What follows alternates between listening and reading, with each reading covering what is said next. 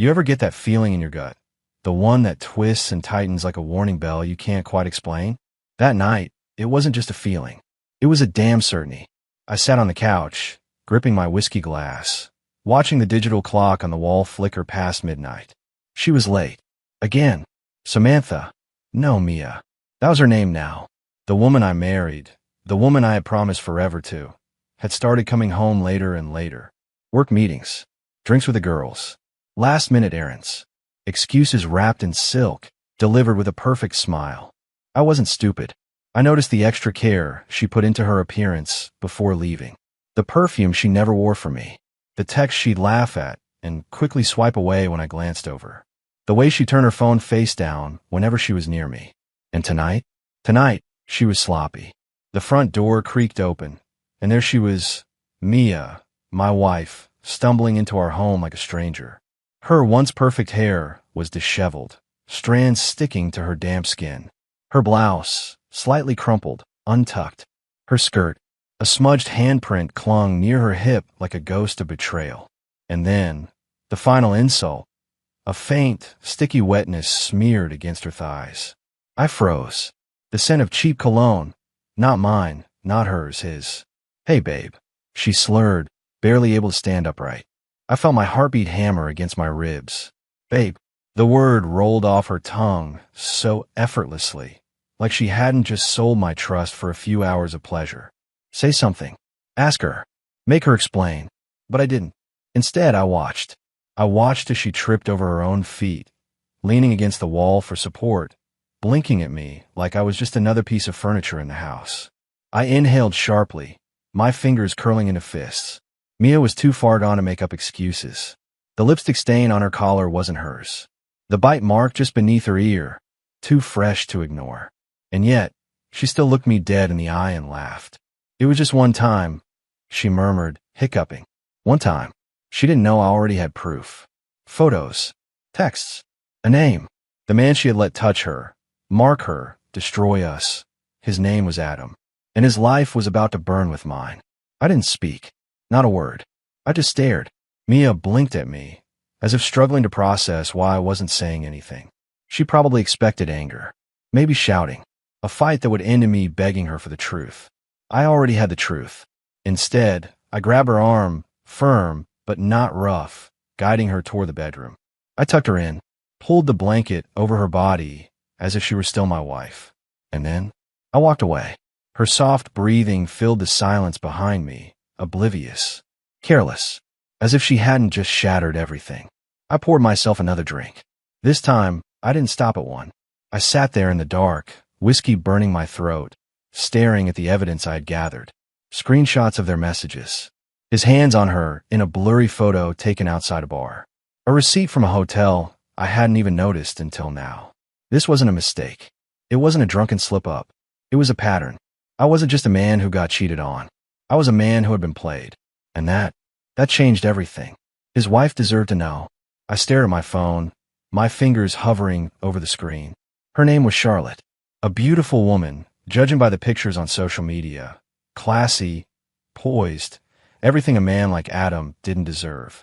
Their kids were smiling in a family vacation photo. A perfect family, just like I had thought I had. I found her number. I didn't hesitate. The phone rang once. Twice. She picked up. Hello. Her voice was warm. Trusting. That was about to change. Charlotte, I said, my tone measured.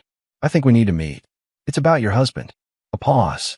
A silence so thick I could hear my own heartbeat. Who is this? A man who knows exactly what he's been doing behind her back.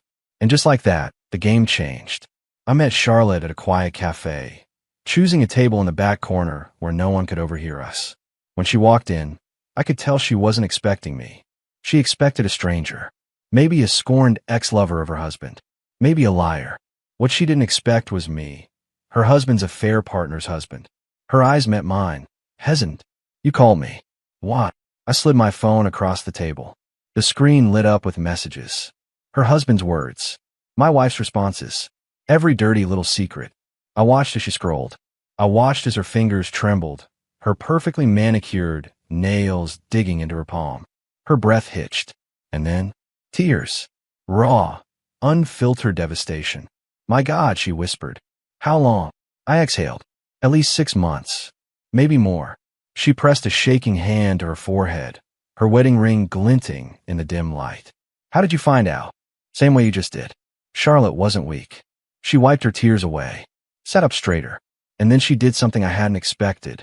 She laughed, not out of amusement, but bitterness. That son of a bitch, she whispered. That arrogant, lying son of a bitch. And just like that, I had an ally. We didn't waste time. Adam and Mia had their fun. Now it was our turn. Charlotte had access to everything. Bank accounts, travel records, passwords. Me? I had time, patience, and rage. We weren't just going to expose them. We were going to ruin them. Charlotte's revenge was swift. A divorce lawyer. A full financial investigation.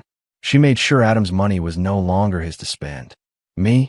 I had something different in mind. Mia needed to feel what I felt. I wanted her to beg. But first, I needed her to think I forgave her. The next morning, I made breakfast.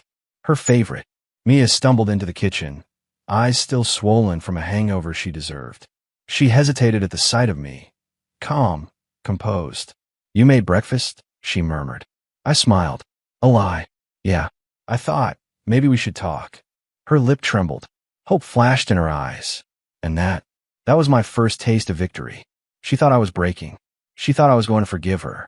But forgiveness was never an option. I spent the next week playing the perfect husband. I listened. I comforted. I even pretended to believe her bullshit apologies. But I planted a seed. Little comments. Subtle jabs. Doubts. Are you sure it was just one time? Mia flinched. Why, yeah, of course. Because, it's weird. You don't even seem guilty anymore. The paranoia started to creep in. And the best part? She didn't even know what was coming. The night I decided to make my move, I told Mia I had a business dinner. Instead, I took Charlotte to the same bar Mia and Adam had cheated in. And I made sure to get caught. Mia's best friend was there, the perfect witness. I leaned in close to Charlotte, my lips barely grazing her ear, and whispered just loud enough, make sure she hears about this. And she did. By the time I got home, Mia was waiting. Tears. Rage. A full meltdown. How could you? She screamed. I tilted my head. How could I? I took a slow step forward. My voice dropped lower, darker. You mean, how could I betray you? Mia's face paled. How could I walk into a bar, pick someone else, and let them touch me the way you let them touch you? Her breath caught. She knew. She finally knew how it felt. But that was just the beginning. Mia thought she knew humiliation. She thought she understood regret, shame, and fear. But she had no idea. That night, after her dramatic meltdown, she sat on the bed, eyes red, body trembling, watching me like she was seeing a stranger. Why? She whispered. I smirked. You mean, why did I cheat on you? Her breath hitched. She shook her head violently. That's not what happened. You did it to hurt me.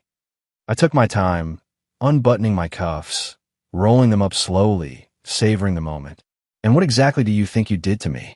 She flinched. Mia wanted a reaction, screaming, begging, maybe even violence. But I was calm, and that scared her more than anything. She sucked in a sharp breath. It wasn't the same. My eyes darkened. You're right.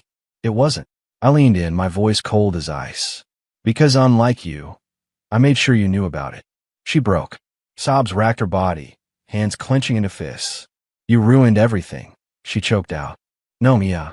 I straightened up, adjusting my sleeves. You did. And that was just step one. Step two. Making sure everyone else knew too. I had waited long enough.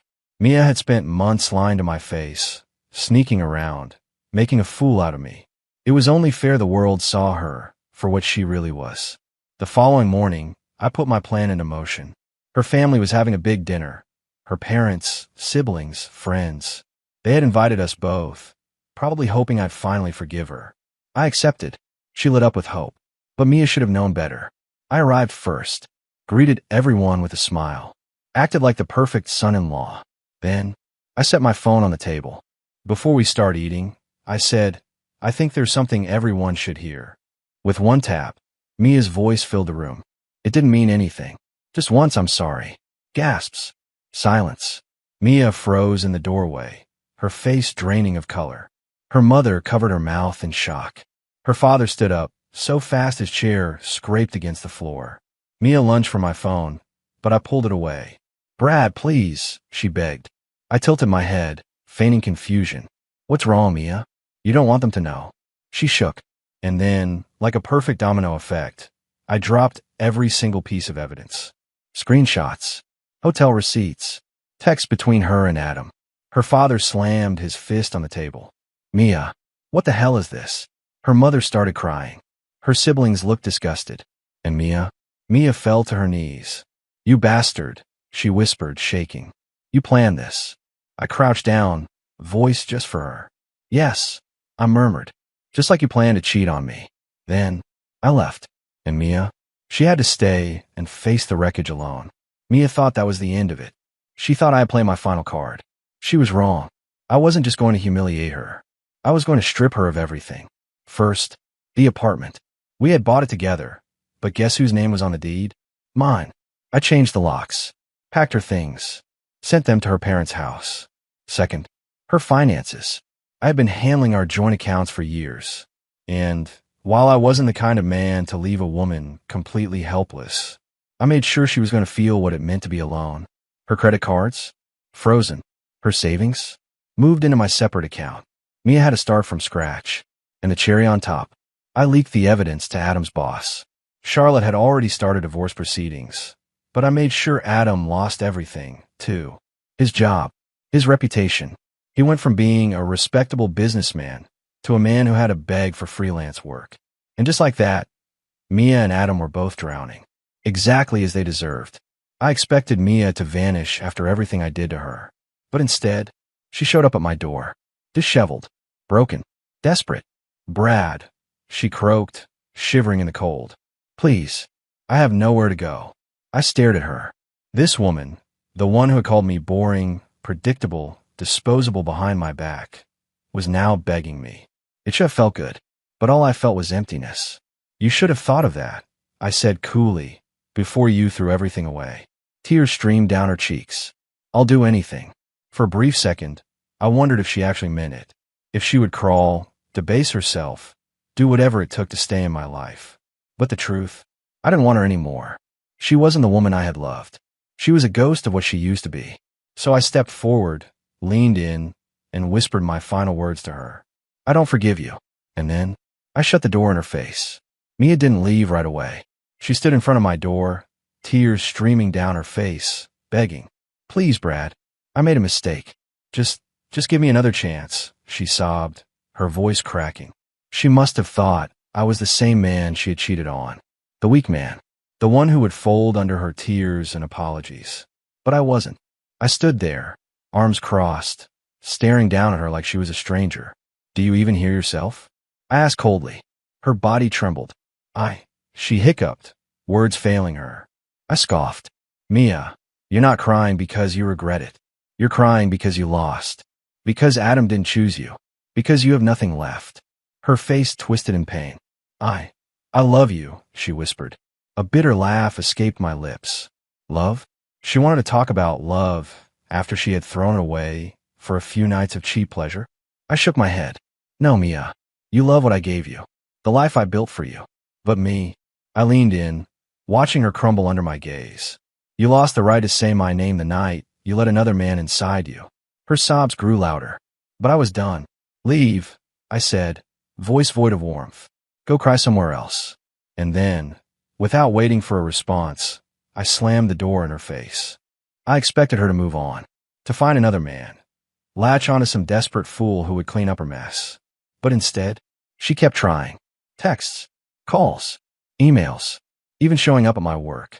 I ignored her, every single time, until one day, I received a final message. Mia, I just want to talk one last time. I hesitated, not because I cared, but because I wanted to see just how low she had fallen. So I agreed.